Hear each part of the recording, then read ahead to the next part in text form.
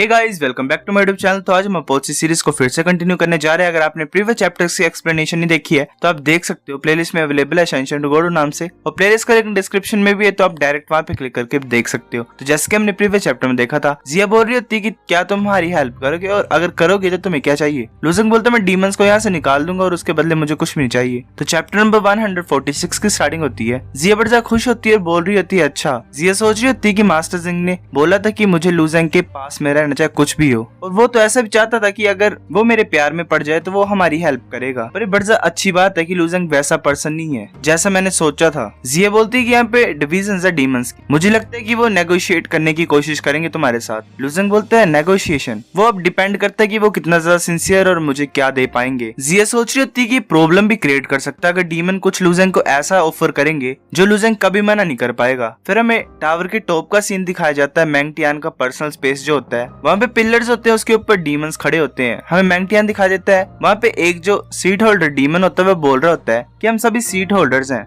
और हमारे पास personal space मिलता है इस टावर में हमें, इसलिए यहाँ पे 128 सीट्स हैं। पर हम यहाँ मैंगटियान के प्लेस में क्या कर रहे हैं। तो दूसरा सीट होल्डर बोलता है कि बड़ा खुला है यहाँ पे, और ये जो जगह जहाँ पे वो कल्टीवेट करता है ये सुटेबल है मीटिंग के लिए। तो मैंगटियान बोलता है कि लुजंग वापस आ गया है और अभी तक हमने डिसाइड नहीं किया कि हमने करना क्या है। तो एक सीट होल्डर बोलता है कि उसे मार क्यों नहीं देते हम, वो छोटा सा जनरल रैंक का वॉरियर है, मतलब गोल्डन स्टेट का, हम उसे क्रश कर सकते हैं अगर हम 26 के 26 उसके ऊपर पड़ जाएंगे एक ही बार में। तो एक और सीट होल्डर बोलता है हाँ वो तो एक छोटा सा इंसान है, उसे डराना तो इतना ज्यादा मुश्किल नहीं होगा, अगर हम ऐसा नहीं करेंगे तो हमारा प्राइड का है एज अ डीमन। मैंगटियान बोलता है तुम लर्न नहीं कर रहे हो क्या हुआ यहाँ पे, क्या तुम टियानगोंग और टियानहुई से ज्यादा स्ट्रॉन्ग हो, वो भी लुजंग के सामने कुछ नहीं कर पाए, क्या तुम श्योर हो क्या तुम उस बच्चे से फाइट कर सकते हो। तो बाकी सभी चुप हो जाते हैं। तो एक सीट होल्डर बोलता है तो क्या हुआ, ये ऐसे तो कंट्रोल कर सकता है पावर को टावर की, पर ये हमें सिर्फ बाहर ही निकाल सकता है, क्या ये हमें मार सकता है कि उस पावर से, मुझे तो नहीं लगता। तो एक और सीट होल्डर बोलता है कि हमें नहीं पता सच में कि वो कितना ज्यादा कंट्रोल कर सकता है और उसका कितना ज्यादा कंट्रोल है इस टावर के ऊपर। तो एक और बोलता है कि तो हम क्या करें अब। एक सीट होल्डर बोलता है कि मेरे पास प्लान है। मैंगटियान बोलता है कि बोलो क्वांग युआन बोलता है कि हम एक और नाइट किन असैसिन को भेज सकते हैं और इस टाइम हम नाइट किन लॉर्ड को भेजेंगे। तो जो सीट होल्डर्स होते हैं वो हंसते हैं और बोलते हैं कैसा प्लान है, पहले भी तो फेल हो गए थे। क्वांग टियान बोलते नहीं ये हम ऐसे कर रहे हैं ताकि हम पता लगा सके कि उसका कितना ज्यादा कंट्रोल है टावर के ऊपर।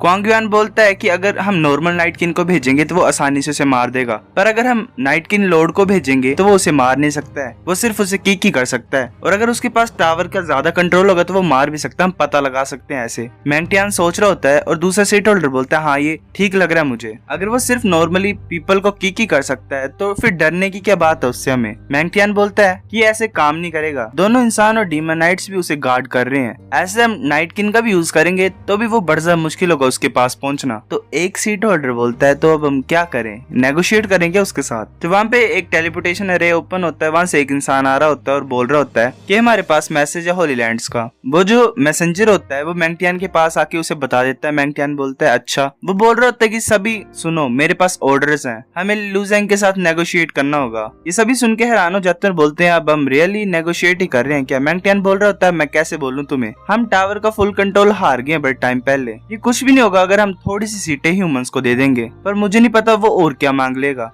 एक सीट होल्डर बोल रहा होता है तो अच्छा हमें नेगोशिएशन ही करनी पड़ेगी, मुझे लगता है कि ह्यूमंस को 5 सीटें देना काफी है, मैं ये होप कर रहा हूँ कि वो ज्यादा ना मांगे, अगर हम उसे थोड़ा सा दे रहे हैं तो वो ज्यादा ना हमसे मांग ले कुछ। एक सीट होल्डर बोल रहा होता है कि उसकी इतनी हिम्मत, ऐसे तो वो कुछ भी कर सकता है जैसा वो चाहे टावर में, पर इस कर्स लैंड के बाद इंसान हमारे सामने कुछ भी नहीं है। मैंगटियान बोलता है ठीक है चुप रहो, अब हम यहाँ पे ये जो डिस्कशन उसे एंड करते हैं, अगर नेगोशिएशन ही है तो हमें ध्यान से उसके मूवमेंट्स को ऑब्जर्व करना पड़ेगा और देखते हैं हम उसे कैसे अप्रोच करते हैं।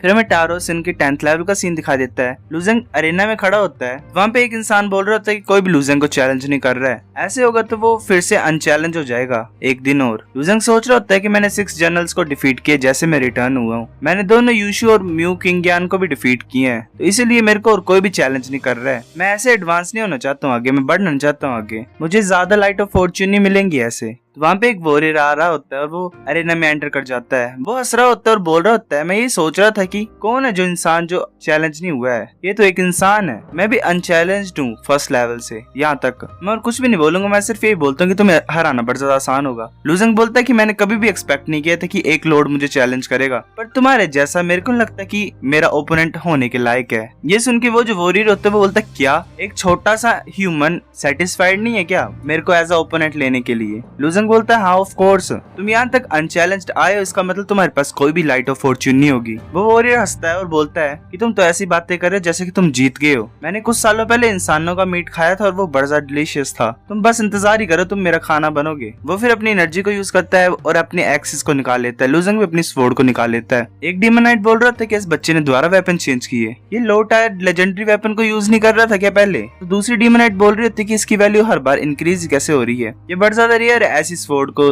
देखना जिसकी क्वालिटी इतनी ज्यादा ग्रेट है। वो जो वॉरियर होता है उसका ओपोनेंट, वो बोल रहा होता है कि अच्छा ये वो इंसान है जो कि अपने वेपन्स पे रिलाई करता है, मैं इसे मार दूंगा और इसके वेपन को अपना बना लूंगा। वो अपने एक्स को थ्रो करता है लूजंग की तरफ, वो एक्स लूजंग की तरफ आ रही होती है। लूजंग उस एक्स को डोज कर लेता है। फिर वो जो वॉरियर होता है वो जंप करके लूजंग की तरफ अटैक करने लगा होता है। वो सोच रहा होता है कि अब देखता हूँ मैं तुम इसे कैसे डोज करोगे। वो जो एक्स जो उसने पहले थ्रो की होती है वो घूम के लूजंग की तरफ आ रही होती है, पर लूजंग ऊपर की तरफ जंप करता है। लूजंग सोच रहा है तुम मुझे क्रश करने की सोच रहे हो, ये इतना ज्यादा आसान नहीं होगा। वो उस एक्स को किक मारता है और वो एक्स घूम के द्वारा उस वॉरियर की तरफ जा रही होती है। वो वॉरियर उस एक्स को पकड़ तो लेता है। वो बोल रहा होता है इतना बुरा नहीं था, पर तुम नेक्स्ट टाइम नहीं डोज कर पाओगे मेरे नेक्स्ट अटैक को। वो फिर से आ रहा होता है अटैक करने के लिए, हंसते हुए बोल रहा होता है कि मैं तुम्हें फाड़ दूंगा। वो फिर अपने एक्स से अटैक करता है जिसका नाम होता है बारबेरिक स्लैश, जिसकी वजह से अरेना डैमेज हो जाता है बिकॉज लूजंग ने डोज कर लिया होता है। लूजंग उसकी तरफ देख रहा होता है और वो हंस रहा होता है। लूजंग एक जगह खड़े होकर स्माइल कर रहा होता है, वो वॉरियर उसकी तरफ देख रहा होता है। बाकी जो ऑडियंस होती है वो बोल रही होती है कि लूजंग तो बड़ा ज्यादा अच्छा कर रहा है, ये बड़ा ज्यादा आसानी से इस बीस्ट मैन को हरा देगा क्योंकि यूशु भी लूजंग के खिलाफ कुछ भी नहीं था। दूसरा बोलता है हाँ, पर ये जो बीस्ट मैन है ये एक इंडिपेंडेंट मार्शल आर्टिस्ट है, हमें इन्फॉर्मेशन नहीं है जरा भी इसकी कैपेबिलिटीज के बारे में। वो जो बीस्ट मैन होता है वो अपने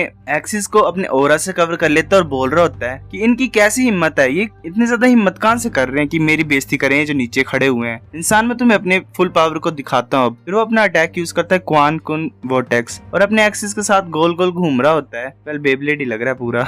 वो लूजंग की तरफ आ रहा होता है अटैक करने के लिए, तो जो डीमंस होते हैं वो बोल रहे होते हैं ये तो बिजर्क मोड है। मुझे लग रहा है कि ये बीस्ट मैन बड़ा गुस्सा हो गया, अब ये ऐसे शांत नहीं होगा जब तक लूजंग और उसमें से कोई मरता नहीं है। तो दूसरा बोल रहे होते तो बड़ा डरावना है। ये अच्छी बात है कि जो बीस्ट मैन है वो इतने ज्यादा इंटेलिजेंट नहीं होते हैं, वरना ये हम डीमंस के कंपैरिजन में होते हैं इक्वली। लूजंग वहाँ पे खड़ा होता है चुपचाप। जिया सोच रही है ये डोज क्यों नहीं कर रहा है, क्या ये इस अटैक को हेड ऑन लेना चाहता है? लूजंग अपनी स्वॉर्ड को आगे की तरफ करता है। लूजंग की स्वॉर्ड और वो जो बीस्ट मैन का अटैक होता है वो आपस में टकरा रहे होते हैं। लूजंग नॉर्मल पुश करता है और वो जो बेब्लेड होता है वो पीछे की तरफ मूव कर जाता है। उस बीस्ट मैन की एक्सिस में क्रैक पड़ गए होते हैं। वो बड़ा गुस्सा होता है, वो कम्प्लीटली चेंज हो जाता है। लूजंग सोच रहा था ये दोबारा चेंज हो रहा है क्या, ये बीस्ट फॉर्म है? मुझे याद है आउजियांग ने भी कुछ ऐसा यूज किया हुआ था पहले। जो भी बीस्ट मैन होते हैं उनकी ब्लड लाइन का कुछ हिस्सा बीस्ट से इनहेरिटेड होता है, तो वो उनकी कैपेबिलिटीज और पावर्स को भी यूज कर सकते हैं। पर तुम्हें क्या लगता है कि तुम मेरी स्वॉर्ड को ब्लॉक कर सकते हो सिंपली अपने स्केल्स की लेयर से? लूजंग अपनी स्वॉर्ड को उसके शोल्डर में पियर्स करने की कोशिश कर रहा होता है, पर उसकी स्वॉर्ड बाउंस हो जा रही होती है।